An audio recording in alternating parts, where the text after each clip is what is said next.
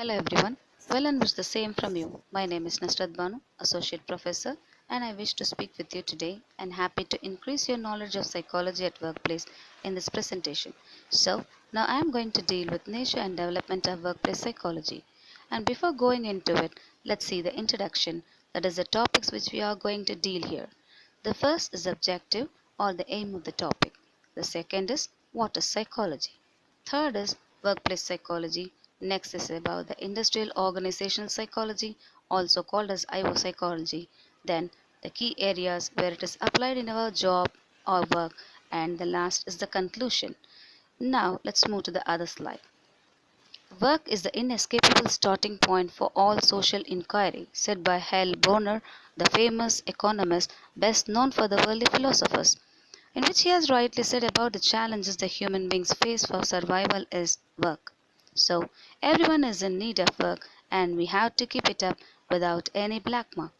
What is the need for that? This is question number one. In today's world, the structure, content, and process of work have changed. Work is now more cognitively complex, more team based and collaborative, more dependent on social skills, more dependent on technological competence, more time pressured, more mobile, and less dependent on geography. So, we have to compete with all these factors. But how? This is question number two. The answer for this question is in our topic, that is workplace psychology. Well, what is psychology? Psychology is a scientific study of mind and behavior of a person. Psychology came about in 1879 in the laboratory of Wilhelm Wundt of Germany and William James of Harvard, the famous philosophers and physicians. It is a multifaceted discipline which is found in many fields like cognitive psychology, health psychology, sports psychology, behavioral psychology, and occupational psychology. Okay, let's see the emergence of workplace psychology. Industrial psychology is almost as old as psychology itself. Texts applying psychology to business first appeared in 1903. The first industrial organizational psychology text appeared in 1910. As industrial psychology emerged in the 20th century as a response to the Industrial Revolution, initially its goals were primarily focused on improving worker efficiency and reducing turnover. Over time, industrial psychology expanded to encompass a wider range of questions involved in work and organization and found applications outside private sector business in government agencies, the military, and non-profit organizations. Workplace psychology, otherwise called as industrial psychology, is a discipline which covers a broad range of issues from recruitment to conflict resolution. That is, the application of psychological principles and facts to the behavior of the people at work in industry and business. By understanding the causation of behavior, we can predict, change, or control their behavior or shape it in a desirable direction. Industrial psychology is a field of psychology dedicated to understand and manage employment and organizational relationships. Like most psychology, it overlaps with cognitive science and neuroscience. Because it involves the behavior of institutions, it all also overlaps with sociology, economics, and political science. Industrial psychology is a third or fourth of the most popular branches in psychology in India. People are the most essential ingredients in all organizations. Industrial psychology has the potentiality to contribute to the productivity of industry and business on one hand and achieving greater effectiveness and fulfillment of working on hand on the other. When we talk about psychology at work, we refer to the application of psychological principles within the work setting. Studies have shown that using psychology at work can help to solve problems and create improvements in the workplace. Psychology at work is known under many names such as work psychology, industrial organizational psychology, and the like. We all have to admit that the workplace can be quite a stressful setting. Employers search for ways to deal with this stress because it is a crucial part of employee productivity and job satisfaction. A businessman or a leader should take several steps to improve the inner workings of current and future employees. When we use psychology at work, we will eventually see its substantial impact in positively lifting the employees and the general working environment. Industrial organizational applies psychological theories and principles to organizations. Often referred to as IO psychology, this field focuses on increasing workplace productivity and related issues such as the physical and mental well being of employees. Industrial organizational psychologists perform a wide variety of tasks, including studying worker attitudes and behavior, evaluating companies, and conducting leadership training. The overall goal of this field is to study and understand human behavior in the workplace. Industrial psychologists may work directly for a business in an advisory role, provide counseling to employees, or offer businesses tips on finding the hiring the right employees. IO psychology as having two major sides. First, there is the industrial side, which involves looking at how to best match individuals to specific job roles. This segment of IO psychology is also sometimes referred to as personal psychology.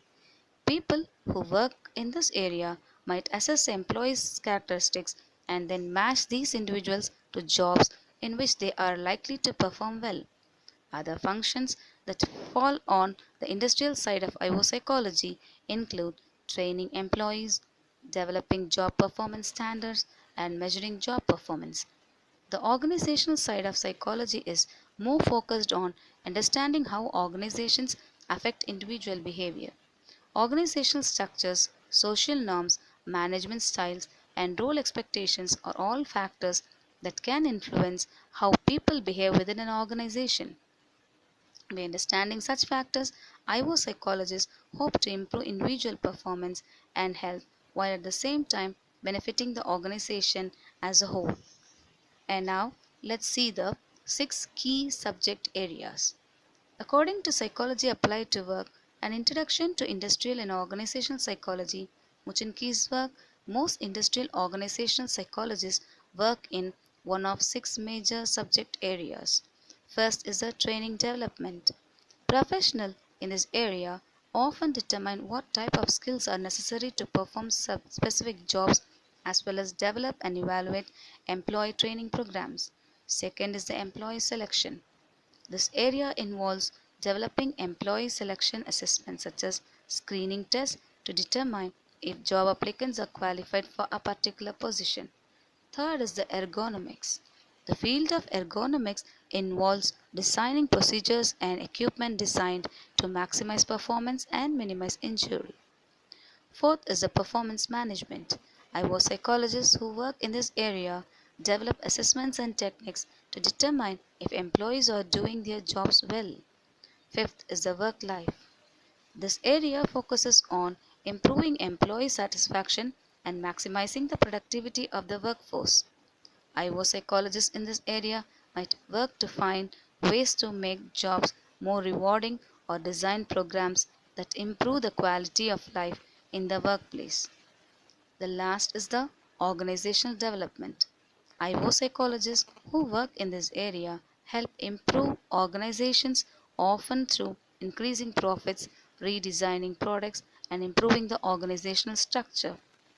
And now let's see the other areas of the IO psychologists.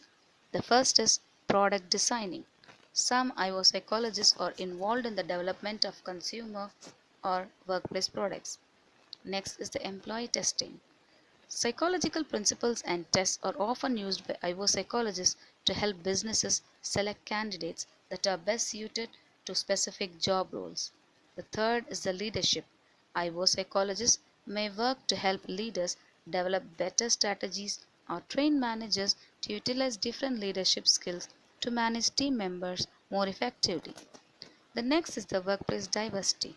Within the area of organizational psychology, professionals in this field may help businesses develop hiring practices that foster greater diversity as well as train employees on diversity and inclusion. The next is the workplace performance. IO psychologists often study behavior in the workplace in order to design environments and procedures that maximize employee performance. The last is the employee motivation. Professionals in this field may also use psychological principles to help keep workers motivated. So, IO psychologists are trained in the scientist practitioner model. They contribute to an organization's success by improving the performance, motivation, job satisfaction, and occupational safety and health, as well as the overall health and well being of its employees. An IO psychologist conducts research on employee behaviors and attitudes and how these can be improved through hiring practices, training programs, feedback, and management systems. It is because of industrial psychology that we have concepts like ergonomics, human factors, human capital, and human resources. Indian psychology has been used to promote both more efficient production and safer, more pleasant work environments. It has taught us that happier workers are usually more efficient workers, which makes improvements in workplace safety and comfort a win. Win for both workers and employers. IO psychology was ranked the fastest growing occupation over the next decade according to the US Bureau's Occupational Outlook Handbook. As of 2018, IO psychology is one of the 16 recognized specialties by the American Psychological Association, that is the APA, in the United States.